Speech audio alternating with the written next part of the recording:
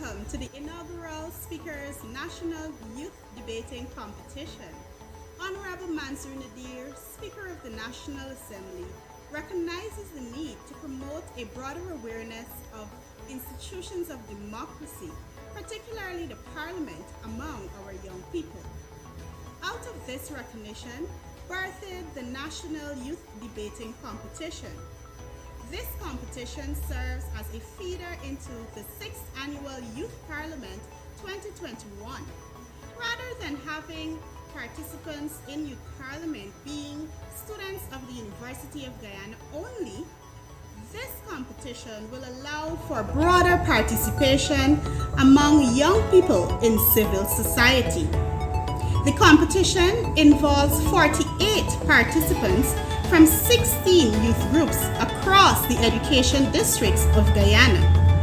These groups were nominated by the Ministry of Culture, Youth and Sport. The competition, moderated by the Honorable Speaker, will see 15 sessions of debates. 4 sessions will be held each week, on Tuesdays and Fridays from 10 a.m. to 11 a.m. and 2 p.m. to 3 p.m. The debates will be adjudicated by a total of 9 capable and erudite judges who were organized in pools of 3 and who will be rotated over the duration of the competition. Each competition must have rules. The rules of this national youth debating competition are: participants must be present 10 minutes before the commencement of the debate.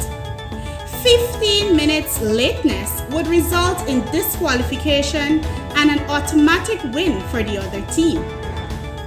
Each team must consist of only 3 members, all from the same youth group. Failure to comply will result in the disqualification of the team. Once a team has started the competition, no member should be replaced. The first speaker will be the first speaker of the proposing team, followed by the first speaker of the opposing team, and it will alternate in this order. The times allotted to each speaker are as follows. First speaker, 4 minutes. Second and third speakers, 3 minutes. And the rebuttal will be 5 minutes. The rebuttal must be done by only the first speaker on each team. No new arguments or materials should be introduced into the rebuttal. 10 points will be deducted for introduction of new arguments. A bell will be rung first to indicate that the speaker should commence. The second bell will indicate that 1 minute is remaining, and there would be a final bell when that time has elapsed. 5 points will be deducted from each speaker who does not adhere to the allotted time. In the event of technical difficulties, a speaker may be allotted additional time. This is at the discretion of the judges. Speakers may refer to notes but should not read them. 5 points will be deducted from any speaker who reads a prepared speech. Points will be awarded for reasoning and logic, originality, relevance, mechanics, articulation, development of argument, development of points, attitude to opponent, and cohesion. There must be keen attention paid to subject and verb agreement. And finally, the judges' decisions are final. This competition is not without reward. With regard to prizes, I am pleased to inform you that 24 participants out of the total of 48 winners of the first round of this competition will advance to become members of Youth Parliament 2021.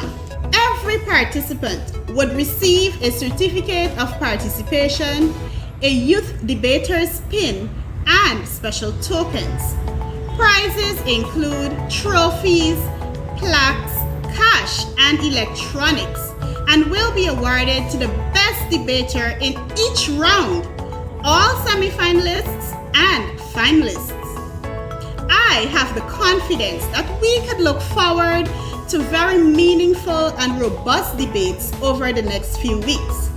Honorable Mansour Nadir, Speaker of the National Assembly and moderator, will now take us through the debate. Best of luck, everyone.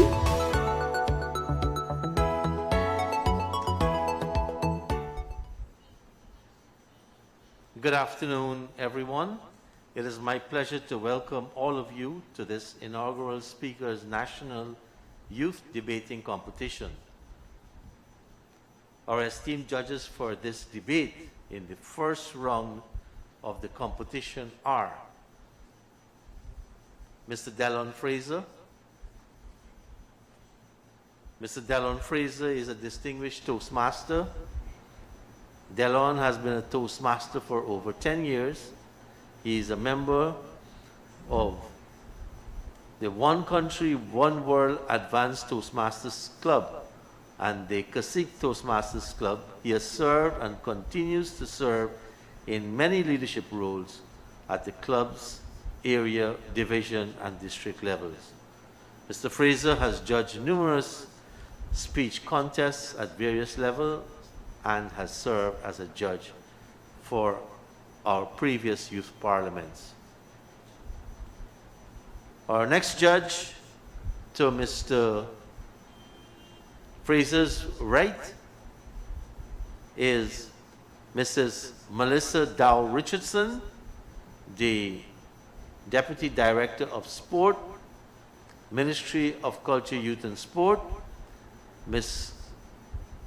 Dow Richardson is an alumni of St. Stanislaus College, the University of Guyana History and Law faculty, University of the West Indies, where she did international relations, the American University of Peace Studies, and the Caribbean Leadership Program. A former multidiscipline national athlete, table tennis, and I want to take her on, and basketball. Her sports credentials include Olympic certification in sports administration, WADA certified doping control officer, and Guyana's first and only level 2 female table tennis coach. This match is on. With a professional background in journalism, education, international relations, business, management, and community development, she serves, as I've said earlier, as the Deputy Director of Sport at the Ministry of Culture, Youth and Sport. Our next judge is Mrs. Monette Garnett Christopher, who is the Chief Administrative Officer of Parliament Office. Ms. Monette Garnett Christopher has great expertise in administration and finance. She started her career at Queen's College as an economics teacher. She has a Master's of Business Administration degree from the Australian Institute of Business and a Bachelor of Social Sciences degree in economics from the University of Guyana. Mrs. Christopher has experienced the stage as she participated in several clubs and interclub speech contests through the Cacique Toastmasters Club. She also performed several functions, including the General Evaluator and the Grammarian of Table Topics speeches. Ms. Christopher believes it is important to keep abreast with current affairs as you are informed and updated about the status quo locally and globally.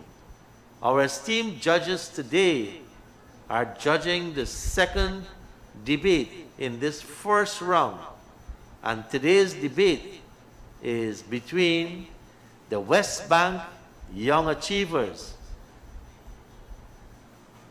which is the proposing team. The West Bank Young Achievers group was formed in January 2016. The objective is to promote development and empowerment among youths in Guyana through education advancement, sport, and community development. The focus of the group is primarily healthcare, mental health care, culture, and youth development. The group is broad-based and covers any district which the executive body deems important for work. Its current membership stands at 22. The opposing team is the Grove Diamond Youth in Development. The Grove Diamond Youth in Development is a youth-based NGO which is registered with the Ministry of Culture, Youth and Sport and under the Friendly Societies Act. It was established in July 2009 by a group of young people, namely Anjani Ramdial, Chattergoon Jadupat, Andre Yagval, and Sheikh Hassan. The founders thought at the time it was a good idea to assist youth, especially the school dropouts and the less fortunate, and in the Diamond Grove community, by creating activities that will equip and enhance them with skills so that they may be able to help themselves and help others. There are currently 20 active members in the group. Their activities are funded mainly by donations from individuals, companies, and their own fundraising activities. The West Bank Young Achievers Group consists of the first speaker, Mr. Gabriel Jose. Gabriel is 20 years old from Belwest Canal Number 2, West Bank, Demerara. The second speaker is Mr. Nkosi Jupiter, 20 years old from Stanley Town, West Bank, Demerara. And the third speaker is Mr. Denzel St. Hill, 21 years old from Underniming Parfait Harmony, West Bank, Demerara. The Grove Diamond Youth and Development Group, their first speaker is Mr. Naresh Sugrim, 22 years old from Hurstelling, East Bank, Demerara. The second speaker is Ms. Bibi Wazida Yassin, 22 years old, and from Lusignan, West, East Coast, Demerara. And the third speaker is Mr.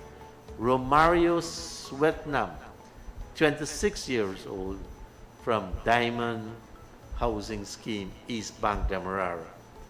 Today's moot is drug rehabilitation is effective in Guyana. And I now declare this debate open by calling the first speaker from the proposition, the West Bank Achievers, and the first speaker today is Mr. Gabriel Jose. Mr. Jose, you may proceed with your presentation. Okay, just can you hear me? Can you all hear me? Yes, we can. Okay. Honorable judges, Lord members of the opposition, Guyanese, a pleasant good afternoon. It is my distinct honor as first speaker to the affirmative that drug rehabilitation is very effective in Guyana. A very excellent moot, I must say. It is also jurisdiction to define the key terms and then offer a redefined moot so that my team can dissect it whilst hitting a home run.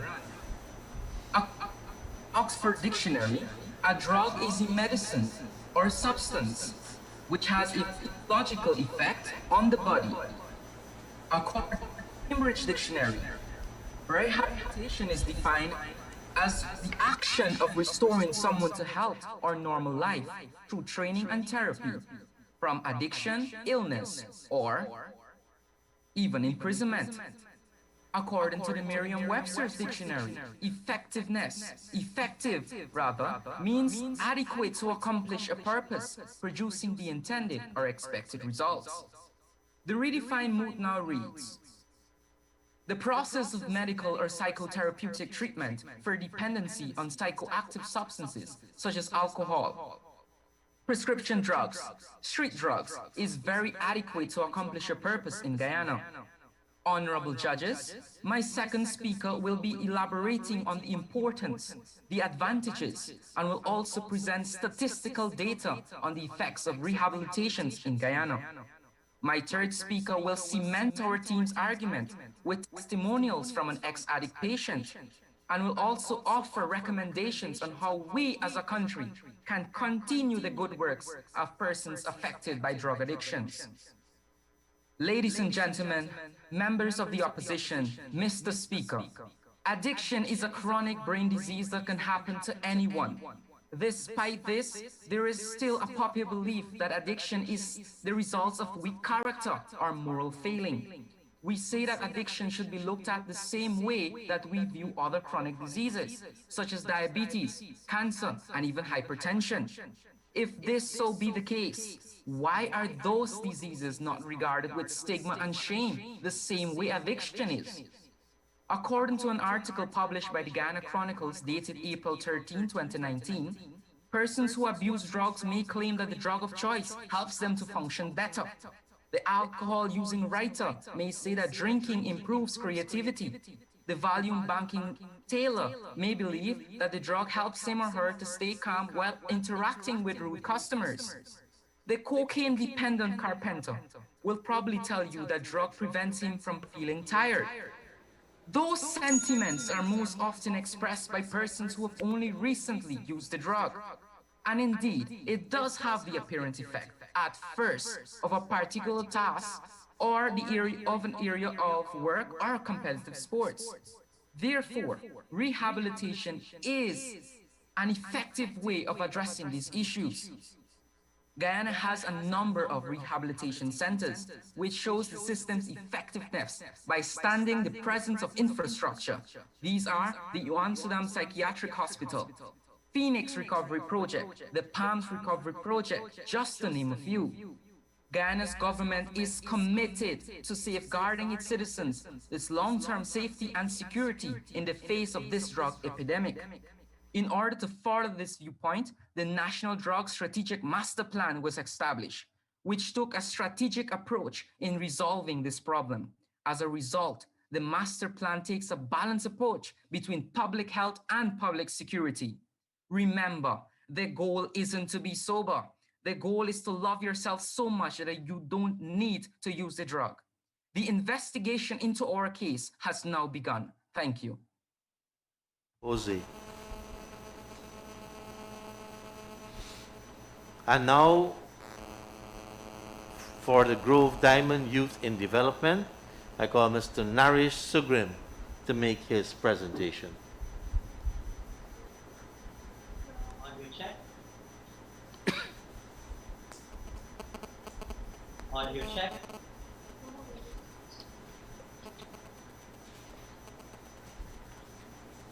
Audio check. Are we getting Naresh? Yes, yes. Mr. Sugrim, you can proceed now.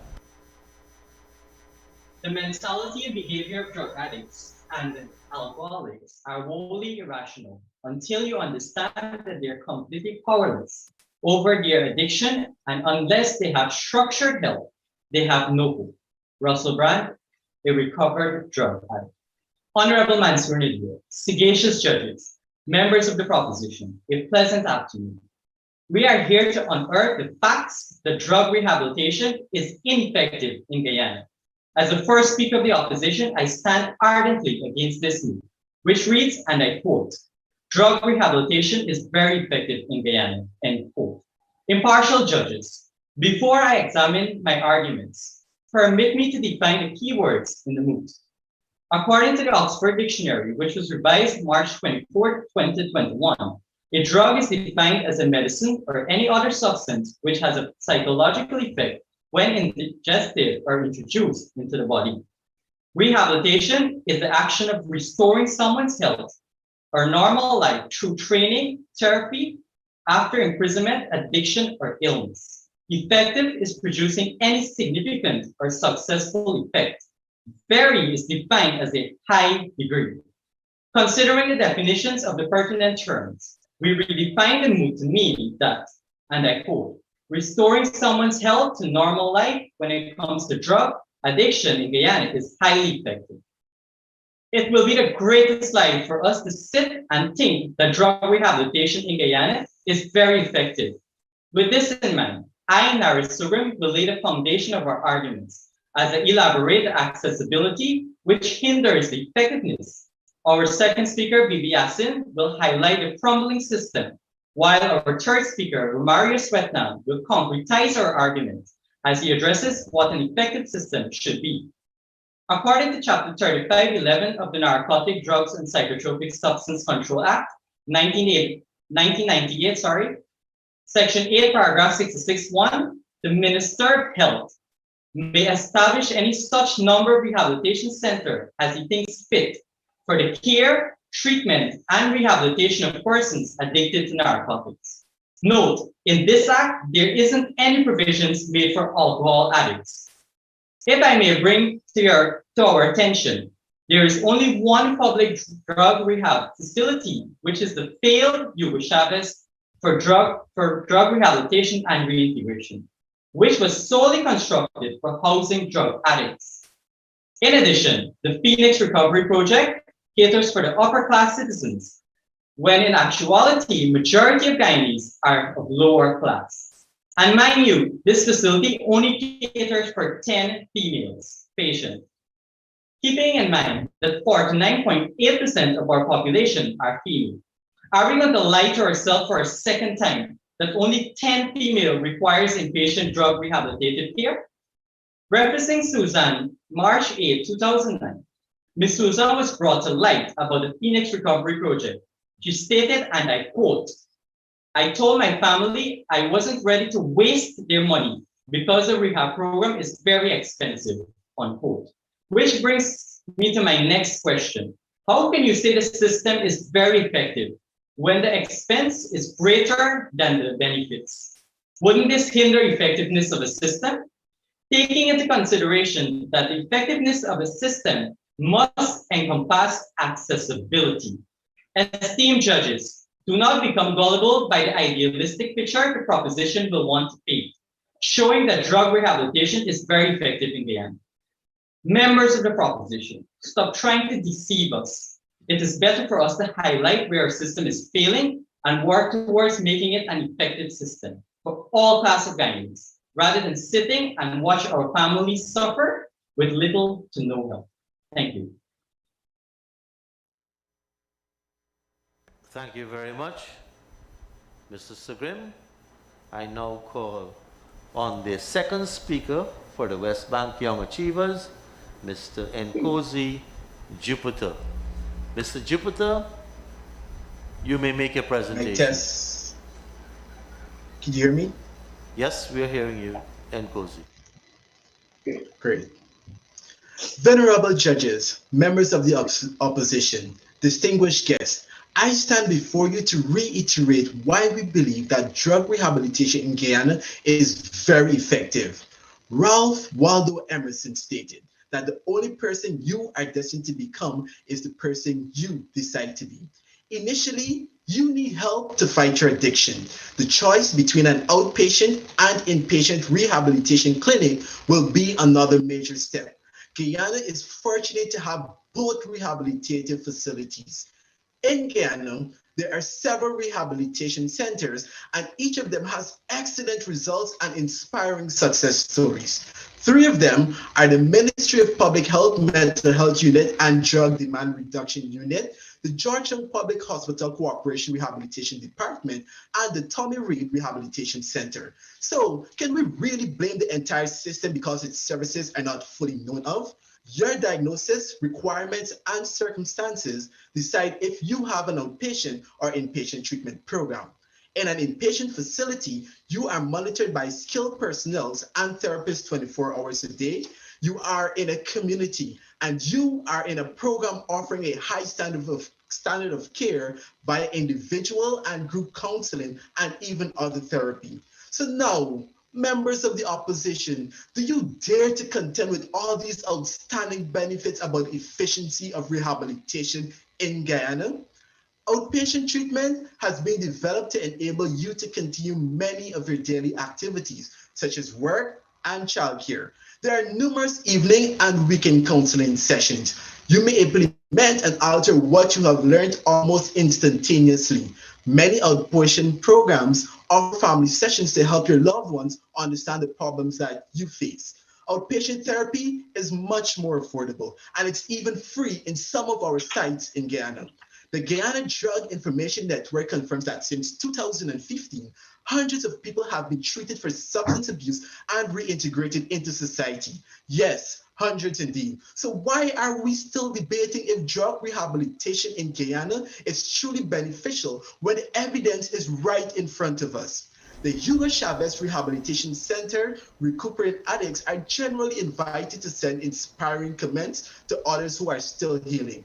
One of the message was, and I quote, "I would rather go through life sober believing that I'm an alcoholic, then go through life drunk, trying to convince myself that I am not. End quote. So, one last question. Do you believe that people would have been able to provide such an amazing advice if rehabilitation centers in Guyana were not effective? Obviously not.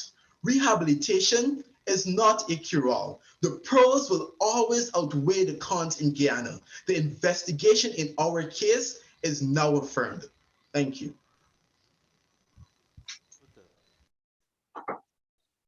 Second speaker for Grove Diamond Youth in Development is Miss Bibi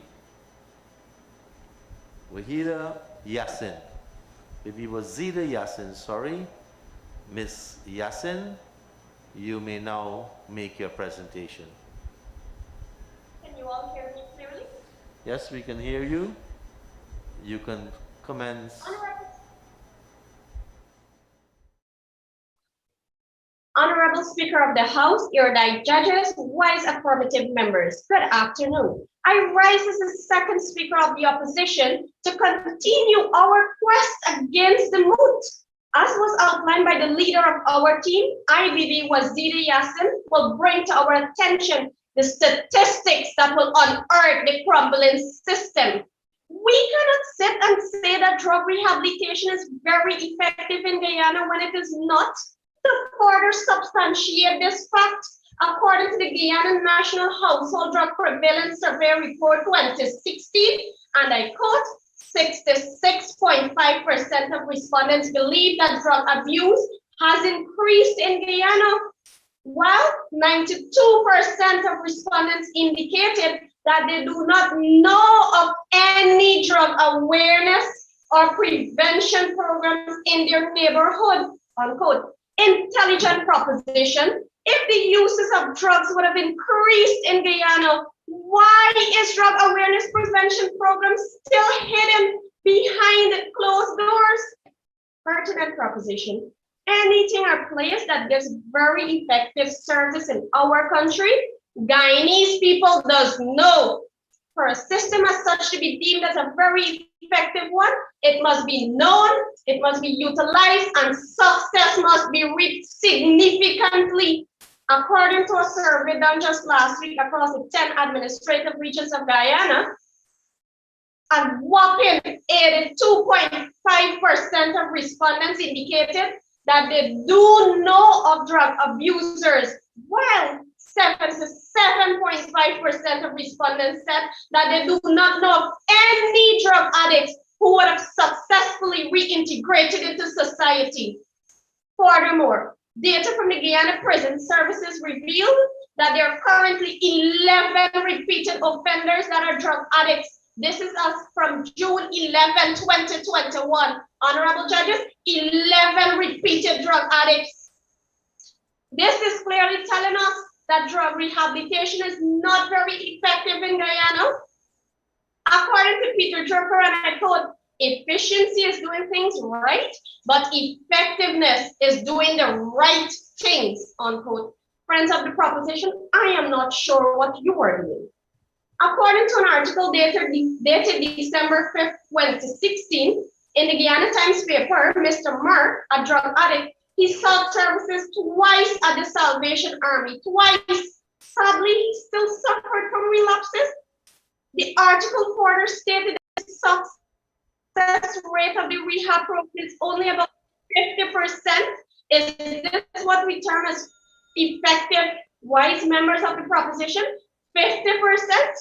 It is clear that drug rehabilitation is not very effective in Guyana. The affirmative has been unmasked and exposed. There is no need for them to further betray us. The evidence has been revealed, and this is only the reality. In order for us to help our citizens, we first have to face the facts. Worthy proposition, quit the deception, and let us work together and help our drug addicts. Thank you. Thank you very much, Ms. Yassin. The third speaker for the proposition, West Bank Young Achievers, is Mr. Denzel St. Hill. Mr. St. Hill, you can make your contribution. Let's ensure that. Speaker. Go ahead, Mr. Sorry. Hill. Okay. Mr. Speaker, judges, and Guyanese, I rise as the third speaker to bolster my team's argument that drug rehabilitation is very effective in Guyana. Despite the fact that there is a personal budgetary constraint in obtaining 99% efficiency, the rehabilitation method remains successful. If you can quit for a day, you can quit for a lifetime. Benjamin Science. Listen keenly to Ms. Braffett's testimony. Sandra Braffett took her first sniff of crack cocaine mainly because she was pressured by her peers, because she was curious. That decision led her the world of illicit drugs and a life of misery. She went through a series of trials because her addiction became worse. She decided enough was enough and got herself enrolled in the Phoenix Recovery Program. After several months of being a part of that program, she was able to recover from her addiction. Ms. Braffett is now working to raise awareness on the issues of drug abuse in our very own community of All Boys Town.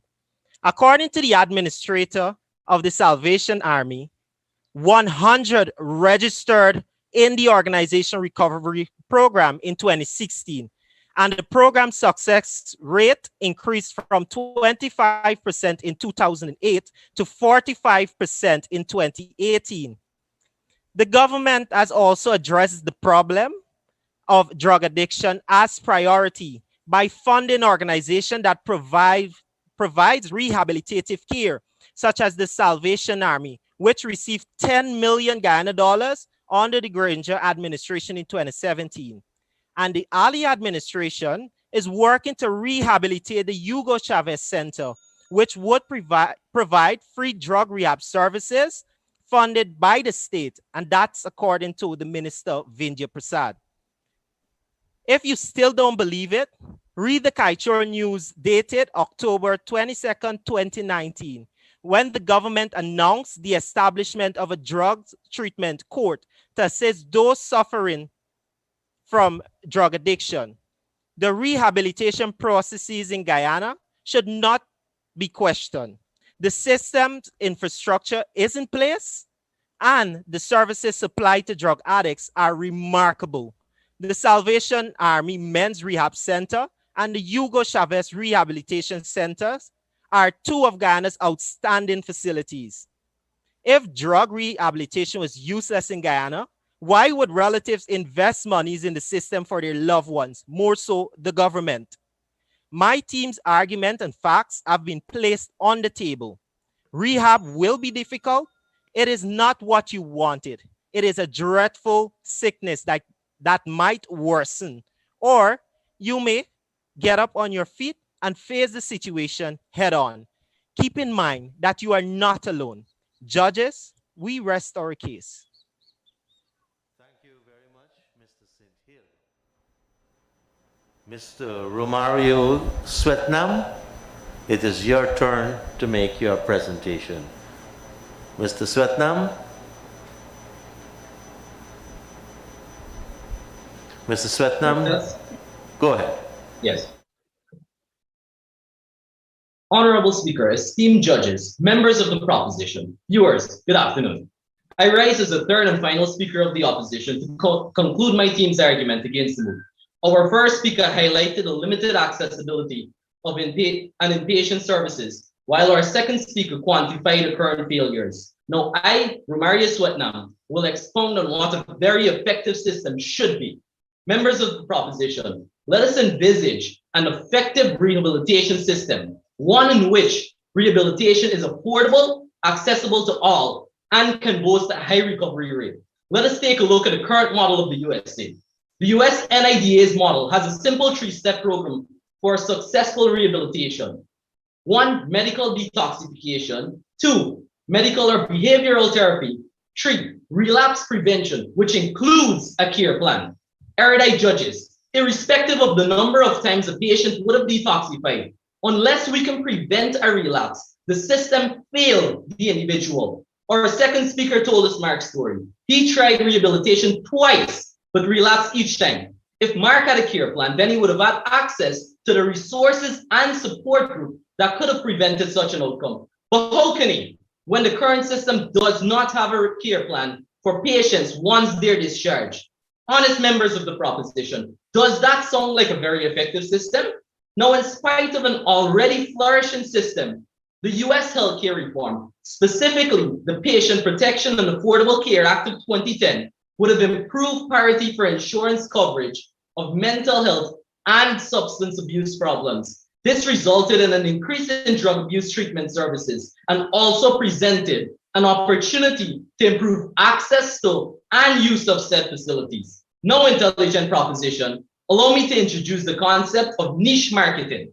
This is a strategy that directs all resources to target very specific segments of the consumer population. I won't tell you how effective this approach is, but I will give you examples of companies that employ this strategy, like luxury brands, Rolex, Gucci, or Mercedes.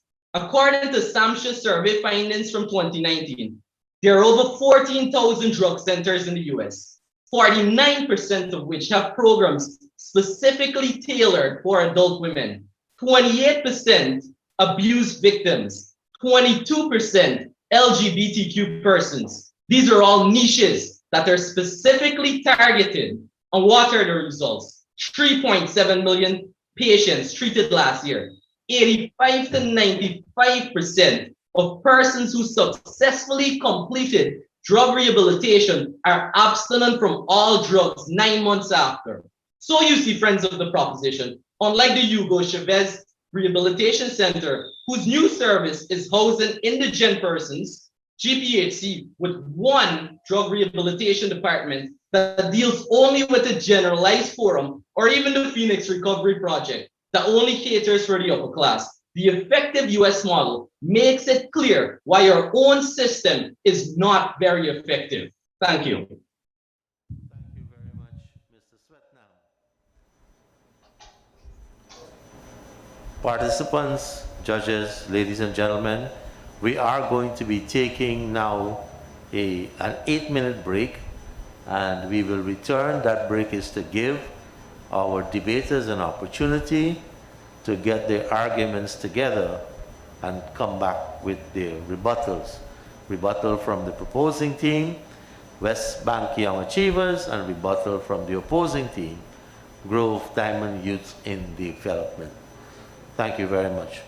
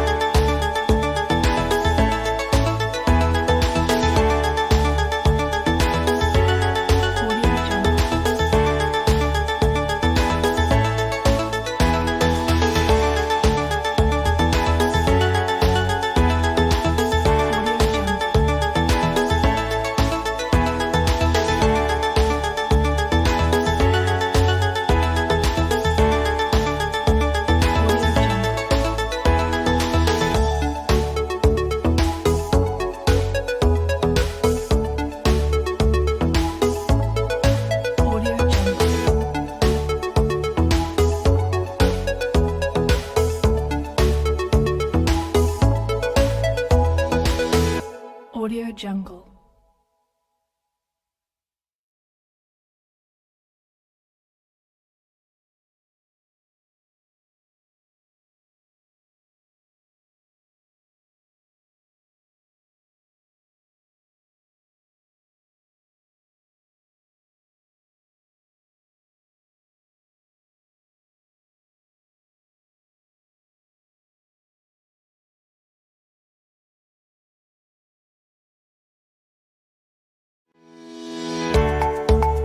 Audio Jungle.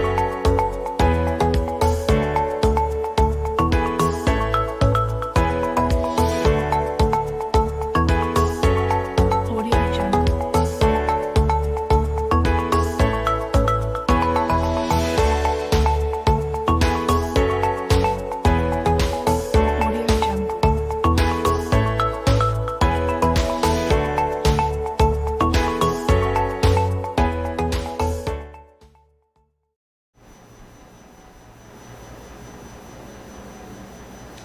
Welcome back. Now it is the time for the rebuttals, and I now call the person rebutting for the West Bank Young Achievers to make their presentation.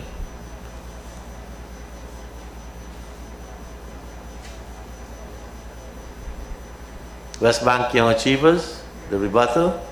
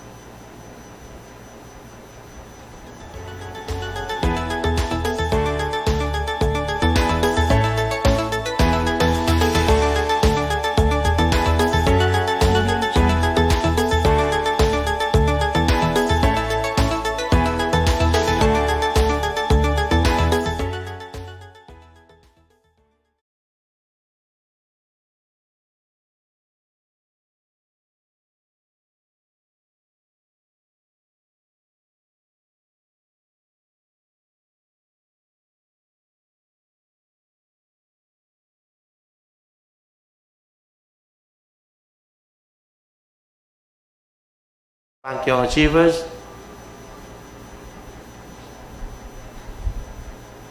Mic test, can you hear me?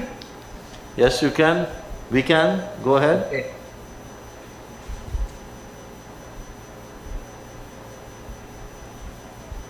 Honorable judges, members of the opposition, persons of the media, we have heard astonishing claims from the opposition, and words cannot fathom the irrelevance, the misinterpretation, the callous, the fallacious arguments put forward by the opposition. It should be struck down because it has no merits. They fail to see the importance of rehabilitation centers in Guyana and its effectiveness and the number of lives the systems have saved. Albert Einstein once said that whoever is careless with truth in small matters cannot be trusted with important matters. We stand resolute to the fact that rehabilitation, drug rehabilitation, is very effective in Guyana. For the hundreds of persons who found hope despite the uncertainty, we stand with you. Do not give up. The argument that we put forward are second to none because the intense research and statistical data backing that were presented. The opposition fails to complete their homework. So allow me to school you based on your argument and justification as to why you think Guyana has no system of effectiveness. Firstly, the first speaker of the opposition stated that rehab centers are highly effective. Now, I want to wonder, is that a grammatical error or is your gut telling you that the system in Guyana is very effective? So this information has no merit due to our second speaker demolishing this point by stating that the system is very effective in Guyana. Secondly, the opposition used article dated way back to 1999. Members of the opposition, come with up-to-date facts. Speakers within the opposition also highlighted that they are lacking high expensive costs. And I have to laugh at this point because the Hugo Chavez, funded by the government, is offering free rehabilitation centers, rehabilitation services to those persons.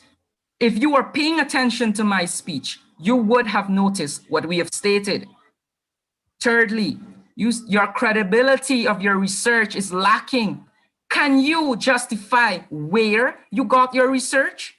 On your statistical data based on all 10 administrative regions? Is it a credible source? I know you can't tell me. And you also use, third speaker, that you use data of the United States, who has 243 years as an independent nation with a population of millions of people. You cannot compare the states to Guyana, who has a thousands population. And thank you for that statistics of 50% as a success rate, because that, as a population of 1,000, is effectiveness. Vulnerable judges, members of the general public, I hope you can all see the flaws and misconceptions in the opposition's argument. So stand with me, fight with me, and shout as we make it known that drug rehabilitation is very effective in Guyana. Thank you. Thank you very much. Thank you very much, Mr. Jose. And now the rebuttal from the opposing team, Grove Diamond Youth in Development. Grove Diamond Youth in Development, is it Mr. Sugrim who is going to be presenting? Mr. Sugrim, you may proceed. Audio check. Hear me clearly? You may proceed, Mr. Sugrim. Audio check. Yes, we're hearing you.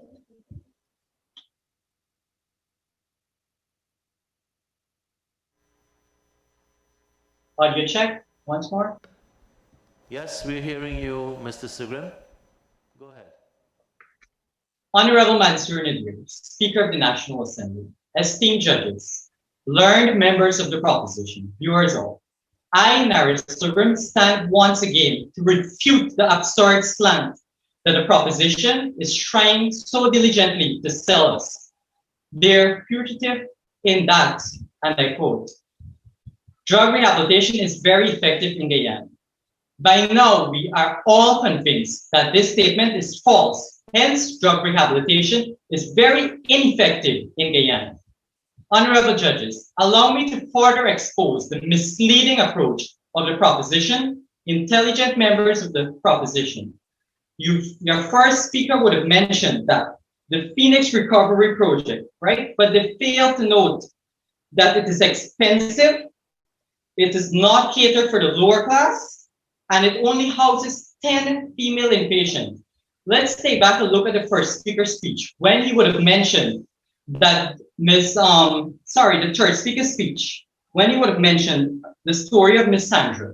She would have been in rehab here for 7 months. So now, members of the proposition, how can 10 spaces, 10 slots in the rehabilitation facility for inpatient, how is one person for 7 months and still be effective? What about the majority of the population who is still suffering? Are you saying that they can't access care, or it's effective because only 10 persons can access it at once? This brings me to my second point. The second speaker of the proposition would have mentioned that both outpatient and inpatient care are offered in Guyana. However, we clearly highlighted that GPHC does not offer inpatient care. we clearly highlighted that the only facility that houses inpatient is a Phoenix Recovery Center, as well as the failed Hugo Chavez Center. That brings me to my next point that the first speaker would have brought to our attention, the Hugo Chavez Center. As I would have mentioned, the failed Hugo Chavez Center. The same article, I would encourage my proposition member to read through the same article quoted from 2016 to 25th, because my third speaker would have mentioned that it's used to house indigent members, indigent persons. My next point, the third speaker would have also mentioned that 100 persons were treated in rehab plans across Guyana. I would just like to bring to everybody's attention my second speaker point, that only 50% of the 100% persons who would have been through the system were successful without relapses. However, the speaker continued, in speaker number 3 continued, that for 25 to 45% of persons were successful. Now, according to our definition, very effective means of a high degree. How is 45% high? How is 25% high? My next point, Mr. Speaker. The third speaker would have also mentioned the previous administration would have allocated resources towards rehabilitation, and the now administration would have been working to improve the system. Mr. Speaker, if we are saying the system is effective, how are we working to fix it? How are we working to improving it? My next point is accessibility, which I would have brought in. My second speaker would have mentioned the statistics in all the regions. We would have conducted a survey, was clearly outlined by my second speaker, where information was gathered. So allow me to report back. The percentage of persons that went through rehab would have been 50%. Honorable judges, my facts are real. We brought evidence, unlike the proposition. Members of the proposing team, need I remind you, research shows not many persons in Guyana are aware of drug rehabilitative care. That persons are actually came out successful. All drug addicts do not have access to this care. Our one and only Phoenix Center for our small percent of upper class citizens, the administrator of the Salvation Army confirmed that less than 50% success was with every 100 patients. Drug use has increased in Guyana. No public drug rehab in Guyana focuses on drug rehabilitation. Only Guyana's rehab facility have no clear plan. So relapse is the cause of that so-called very effective. Female drug addicts are at a great disadvantage with no inpatient accessibility. I can go on and on, but time does not permit me. So I leave you with this question, friends, on the other side.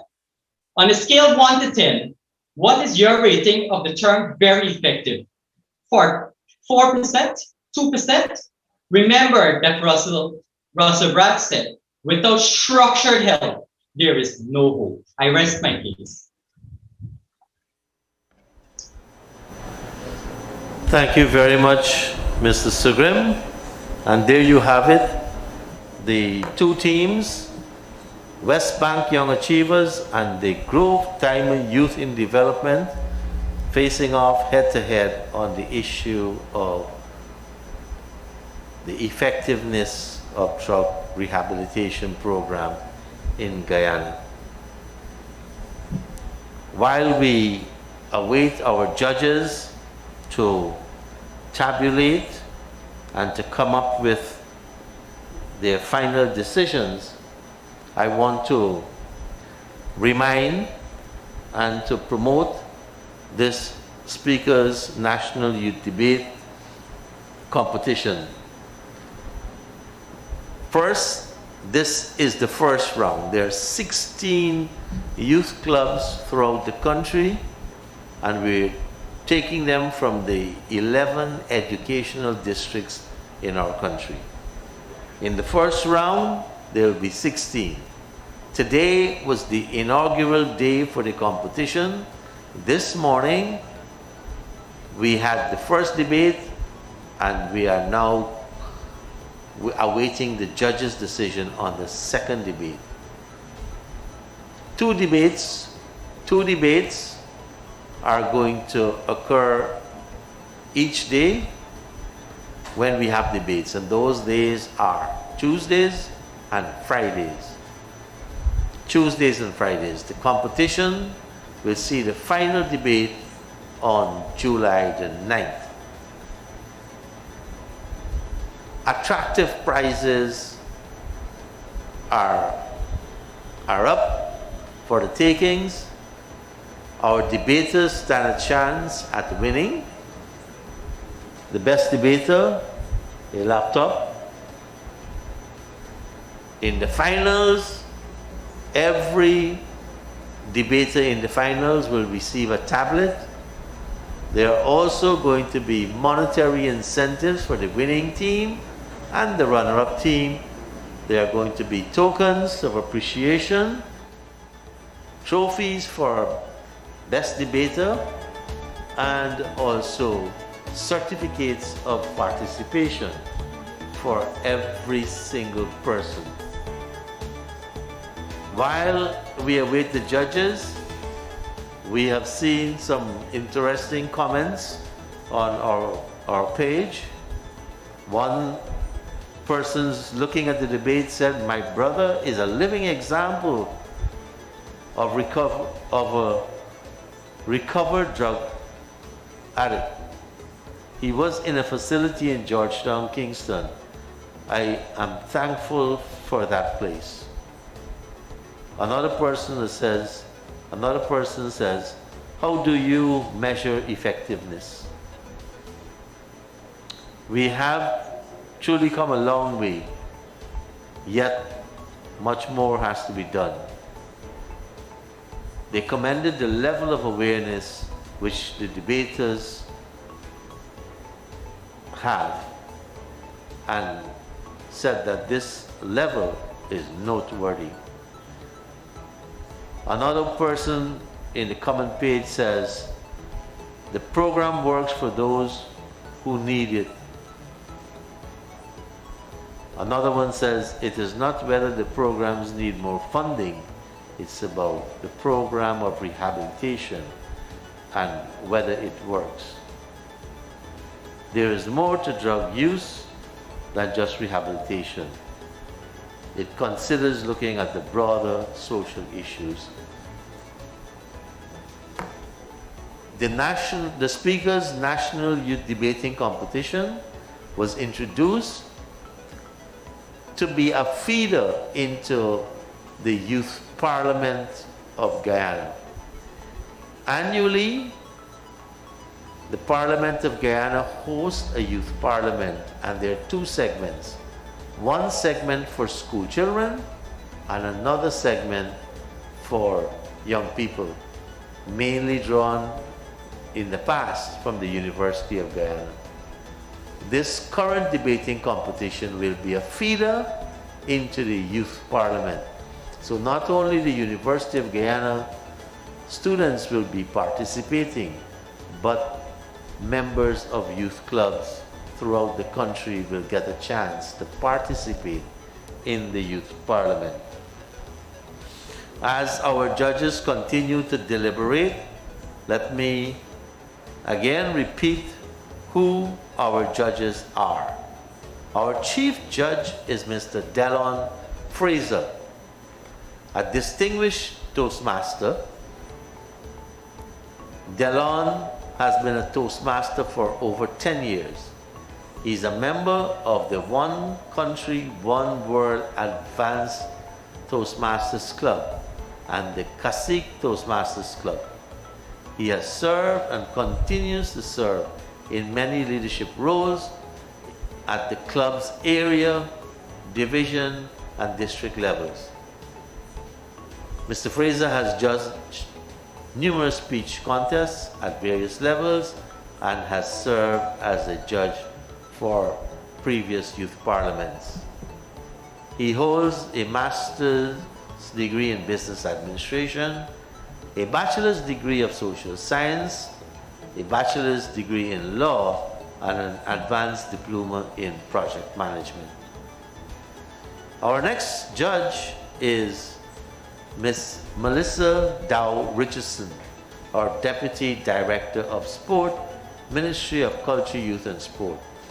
Ms. Dow Richardson is an alumni of St. Stanislaus College, the University of Guyana, the University of the West Indies, the American University of Peace Studies, and the Caribbean Leadership Program. A former disciplined national athlete, playing table tennis and basketball. Her sports credentials include Olympic certification in sports administration, WADA's certified doping control officer, and Guyana's first and only level 2 female table tennis coach. With a professional background in journalism and education, international relations, business management, community development, and coaching, as I've said, she serves as our Deputy Director of Sport, Ministry of Culture, Youth and Sport. And our third judge is Ms. Monette Garnett Christopher, Chief Administrative Officer, Parliament Office. Mrs. Monette Garnett Christopher has expertise in administration and finance. She started her career at Queen's College as an economics teacher. She has a master's degree in business administration from the Australian Institute of Business and a Bachelor of Social Science degrees in economics, University of Guyana. Mrs. Christopher has experienced the stage as she participated in several club and interclub speech contests throughout the Cacique Toastmasters Club. She's also performed several functions, including the General Evaluator and Grammarian of Table Topic Speeches. Mrs. Christopher believes it is important to keep abreast with current affairs as you are informed and updated about the status quo locally and globally. So these are our esteemed judges. We are going to hear the comments from each one of the judges, and we will hear the announcement of the winner from the chief judge. I take this opportunity to commend both groups, all of the young people who participated in this second debate in the first round and on the first day of the Speaker's National Youth Debating Competition. The first debate was held this morning at 10 a.m. That was between the Madhya Youth Group and the Queenstown Essequibo Youth Group. Queenstown Essequibo emerged the winner of that contest. And I see the Chief Judge is busy wrapping up and seems to be signing off his sheets, certifying it as correct.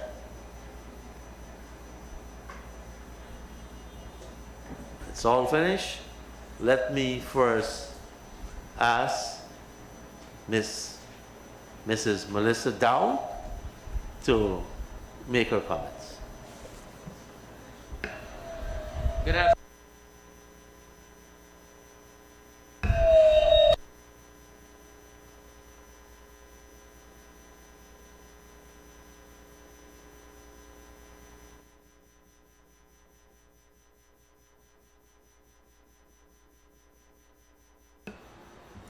Good afternoon, Mr. Speaker, fellow judges, debaters. Just want to briefly say that this was a very keenly contested competition. from both sides, from the proposition and the opposition, I observed that there was clear evidence of research, and this is very commendable. You did your background checks, and it's important to have statistics to defend the arguments that you present, especially on a topic as contentious as drug rehabilitation and whether or not we're doing a good job in Guyana. So I want to commend you for that. There was a lot of passion and a lot of confidence in the presentation of debaters on both sides of the presentation. So well done. And just one point of reference that I want to make, and that is when we do these expressions, we want to make sure that our references are as closely related as possible to our local experience, right? So this is not specific to anybody, but just in general, we're dealing with Guyana, so make our references as closely related to Guyana or within the region as possible. So thank you, Mr. Speaker. These are just the points I want to make right now. Thank you very much, Honorable Judge, Mrs. Melissa Dow Richardson. I now ask Ms. Monette Garnett Christopher to give her remarks. Thank you, sir. All protocols observed. First of all, I wish to congratulate each participant on a well-done presentation. Just a few areas I wish to share with you. With respect to your speeches, I noted the fact that you were able to define the key term in your topic, which is very commendable. It allows us to understand the point you're coming from. You've also been able to quote your sources, which is very good as well. You had really well-structured presentations. They were well developed. You have been able to allow us to confirm your points. You had great cohesion as well, very good cohesion. The fact that the first speaker was able to say what the second and the third speaker would address, that is also very commendable.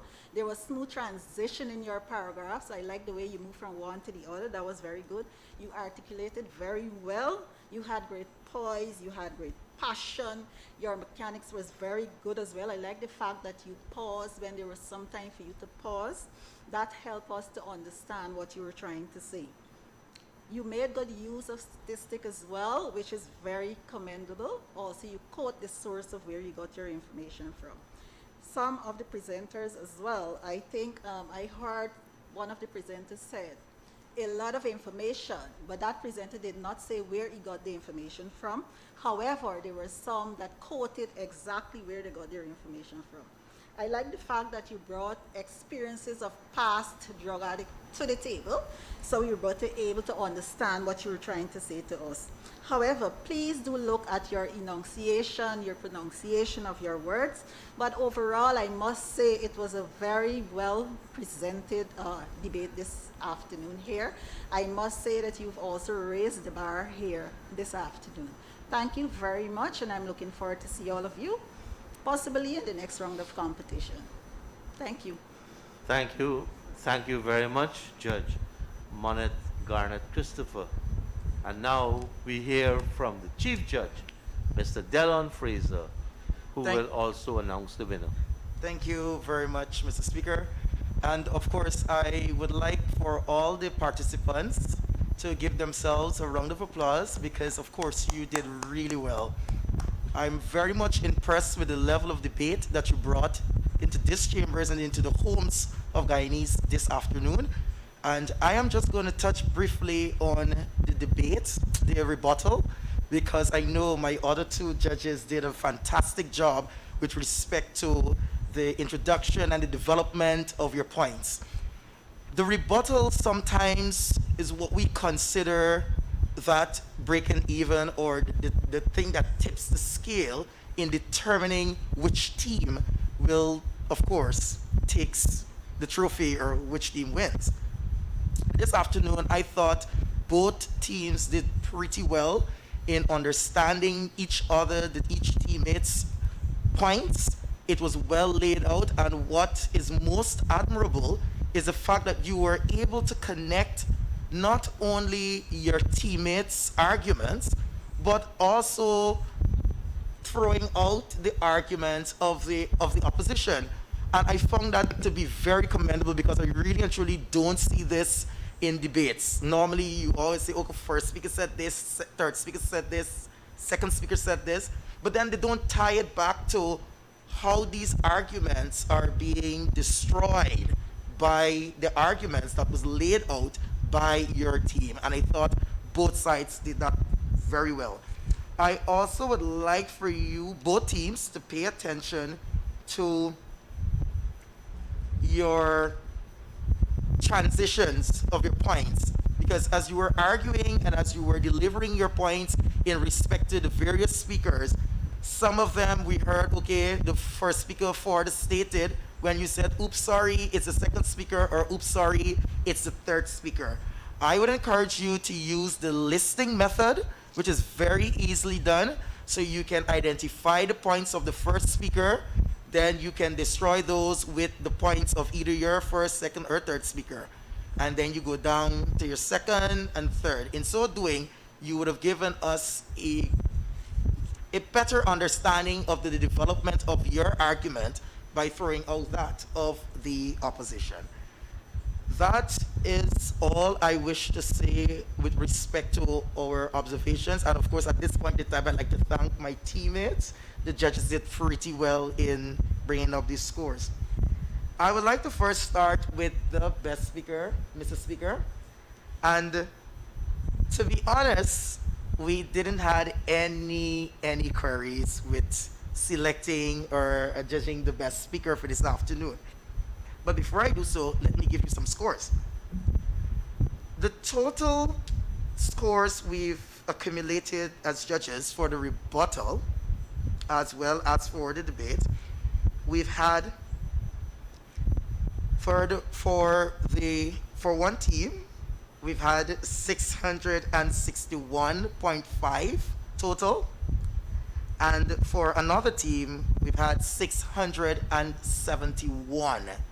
So you can see that it's just 10 points. There's a 10 points disparity between the teams, and that lends to what we were saying earlier, that we've really had a really hard task in judging this debate. Without further, Mr. Speaker, the team with the highest this afternoon is that of the opposition with 671 points, and the proposition with 661.5 points. With respect to the rebuttal, the proposition accumulated 60 points, while the opposition accumulated 49. So that is why I started out by saying in my comments that the rebuttal sometimes is what really and truly tips the scale when it comes to a debate. And so with that, we thank you for your attention, and most honorable, we thank you for the opportunity to serve. Mr. Speaker, the best speaker, resoundingly, is none other than Miss Bibi Yassif, if I got it correct. So congratulations, and continue to grow. Thank you very much, Mr. Speaker. Thank you very much, Chief Judge, Mr. Delon Fraser. Let me join in congratulating the two teams that participated in this second debate in the first round of the competition. Congratulations, and thank you for participating at such short notice. I also want to say a special thanks to our judges, highly qualified, very involved young persons, and apt judges to judge upcoming younger people who will get involved more in their community and their country's activities. Thank you very, very, very much, and especially noting how busy you are. We are very grateful for this. I want to repeat why we are doing this, honorable judges. And I want to publicly also express our gratitude to the Honorable Minister of Culture, Youth and Sport, and also his staff, and to him and the ministry for nominating Miss Melissa Dow as a judge for this competition. So thank you, Minister and Ministry of Culture, Youth and Sport. Mr. Fraser and our own Ms. Garnett, thanks again. This competition is being introduced as a feeder into our youth parliament. And I like to proudly say that I was part of one of the largest youth parliaments in this country in 1993. A youth parliament which saw some very prominent people, including the Attorney General, who participated in that one. This competition will last until the 9th of July when the finals will be held. And I'm urging all who are looking at it, listening, to spread the word. The links are there. We are going to continue to share them among all the groups participating, and let us promote the competition so that we can get more young people involved. Once again, thank you very much, honorable judges. Thank you to our debaters, and also thank you to the team from the Parliament who has, in the space of 2 short weeks, with the help of the Ministry of Culture, Youth and Sport, been able to get this competition off the ground. Thank you very, very much. All have a good rest of the day. Good afternoon.